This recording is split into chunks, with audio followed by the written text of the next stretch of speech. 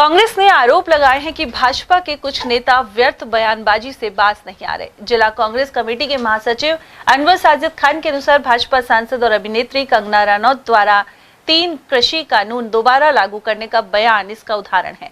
भले ही उन्होंने ये बयान वापस ले लिया, लेकिन यह भाजपा की मानसिकता को स्पष्ट करता है। खान ने कहा कि तीनों काले कानूनों को विशाल आंदोलन के बाद वापस करवाया गया था और इसमें 700 किसान शहीद हुए थे। सर, भारतीय जनता पार्टी की सांसद और अभिनेत्री जो रंजना कानौत जो है, तो उसने हाल ही में एक बयान दिया था कि जो मोदी सरकार द्वारा पिछली बार जो 3 कृषि कानून लागू किए थे, उनको दोबारा लागू करने की आवश्यकता है। देखिए, जो मोदी सरकार है ये पूरी तरह से किसान विरोधी है, जवान विरोधी है। ये इनके अंदर देश के विकास के लिए कोई मुद्दे नहीं है। किसान इनके अंदर ऐसे वो नेता भरे हुए हैं जिनके अंदर देश प्रेम के लिए कोई जगह नहीं है, किसान के लिए कोई जगह नहीं है, जवान के लिए कोई जगह नहीं है, महिलाओं के लिए कोई जगह नहीं है। कंगना रनौत जी भी जो माननीय सांसद हैं वो भी इन्हीं का पार्ट का हिस्सा है।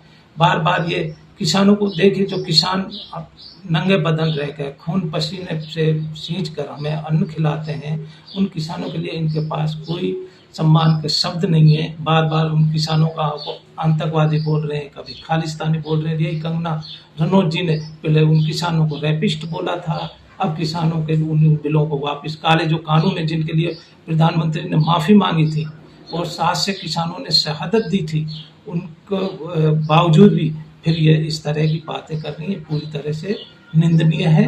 और कंगना रनौत ने माफ़ी मांगी, माफ़ी भी तो ये इनका तो काम है, माफ़ी मांगना, थूक कर चाटना। तो इनकी जो अंदर की जो जहरीली वो है, जो नफरत है, वो बार बार सामने आ जाती है और हम ऐसे शब्दों की उनकी निंदा करते हैं।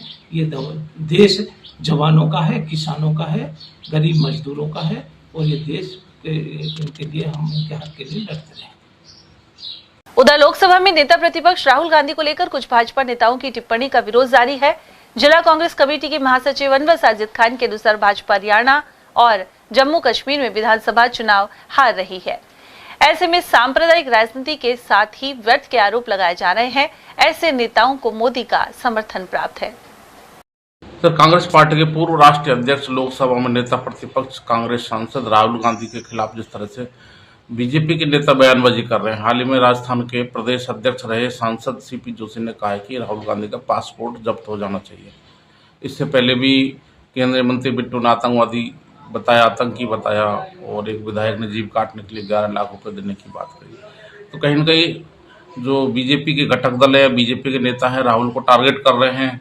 आप पार्टी के जिला महासचिव हैं, क्या कहना चाहिए? देखिए, हम ऐसे बयानों की बार बार पहले निंदा कर चुके हैं, कहाँ तक इनकी निंदा करें। ये राहुल गांधी जी आज देश की जन जन की आवाज़ बन चुके हैं। गरीब की आवाज़ है, मजदूर की आवाज़ है, किसान की आवाज़ है। उस आवाज़ को दबाने के लिए, उस सच की आवाज़ को दबाने के लिए, उस मोहब्बत की आवाज़ को दबाने के लिए वो राहुल गांधी जी को बार बार टारगेट करते हैं। और इन सब के पीछे माननीय प्रधानमंत्री नरेंद्र मोदी जी की मौन स्वीकृति है। और ये राहुल गांधी को देखिए, राहुल गांधी को पप्पू साबित करने के लिए मीडिया पे कितने अरबों रुपए ये खर्च कर चुके हैं, उसमें ये नाकाम हो चुके हैं पूरी तरह से। और एक तरह से ये सस्ती लोकप्रियता भी है। राहुल गांधी का नाम ले लेकर जो नेता छिपे हुए हैं, उन्हें पता है कि राहुल गांधी के लिए कुछ बोलिए आप मीडियाओं की सुर्खी बन जाओगे। सिर्फ वे सुर्खियां बनने के लिए इस तरह के अनर्गल बयान देते हैं, इस तरह की हेट स्पीच देते हैं। इससे राहुल गांधी बिल्कुल डरने वाले नहीं है। राहुल गांधी जितने ये राहुल गांधी को टारगेट करते हैं, उतनी ही वो जोश के साथ देश की जन की आवाज बनते हैं। सर, हरियाणा के चुनाव में जिस तरह से नरेंद्र मोदी ने कहा कि कांग्रेस पार्टी ने मंदिर को नहीं बनने दिया, 50 साल से लटकाए रखा, तो फिर मोदी चुनावों में हिंदू मुस्लिम की राजनीति करने लग गए। तो अब लग रहा है कि हरियाणा सहित अन्य राज्यों में बीजेपी हार रही है और ऐसा बताया जा रहा है कि उस हार के बौखलाहट की वजह से राहुल गांधी पर आरोप लगाए जा रहे हैं। देखिए, इनके पास कोई विजन नहीं है, नहीं इनके पास कोई विकास नहीं है, नहीं इनके पास देश में कोई नौकरी। इस देश की संपत्ति को बेच कर इन्होंने सारी देश की संपत्ति को बेच दिया है। अब इनके पास सिर्फ हिंदू और मुसलमान, भारत और पाकिस्तान, इनके पास कोई विकास तो है नहीं, कोई ऐसी विजन है नहीं जिनके बीच में जनता के बीच जाए। ये तो वापस से वही हिंदू मुसलमान पर आ जाते हैं।